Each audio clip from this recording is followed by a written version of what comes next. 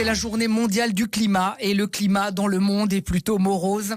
Quant à l'autre climat, celui du ciel, la situation n'est pas meilleure. 2020 aura donc été l'année la plus chaude de tous les temps. Mais ça, c'est peut-être parce que beaucoup de gens ont eu la fièvre à cause du Covid. Donc voilà. Parce que le niveau de la mer aussi continue à monter. Bientôt, on fera de la plongée à Clermont-Ferrand. Quand David Guetta ira mixer à Vulcania à la place d'Ibiza, on rigolera moins. Willy Revelli met les points sur les i, matin, midi et soir sur votre France Bleu ou francebleu.fr.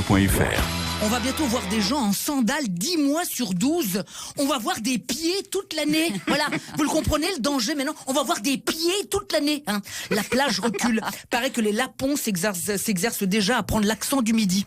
Et ma petite nièce s'inquiète à cause de la fonte des glaces. Elle a peur que l'été prochain, il n'y ait plus de cornetto. Bon, elle est inquiète et un peu con aussi. Mais enfin quand même, tu vois.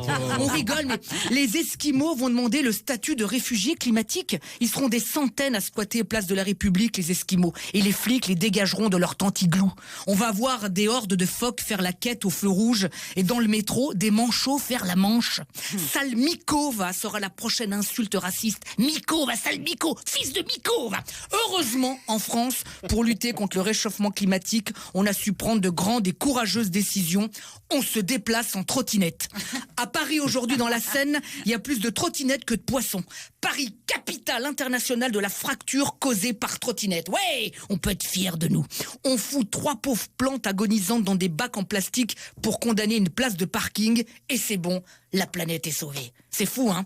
En peu de temps d'existence, l'humain aura quand même réussi à détruire une planète âgée de 4 milliards d'années. Le seul moyen efficace de sauver la planète, ça serait que tous les humains du monde se mobilisent pour se faire une vasectomie. D'ici 2030, le changement climatique pourrait faire 500 000 morts par an, 600 milliards de dollars de dégâts, canicules, sécheresse, inondations, tornades, tempêtes, disparition d'espèces animales et de cultures, augmentation de pandémies par invasion d'insectes. Le réchauffement, ça fait froid dans le dos.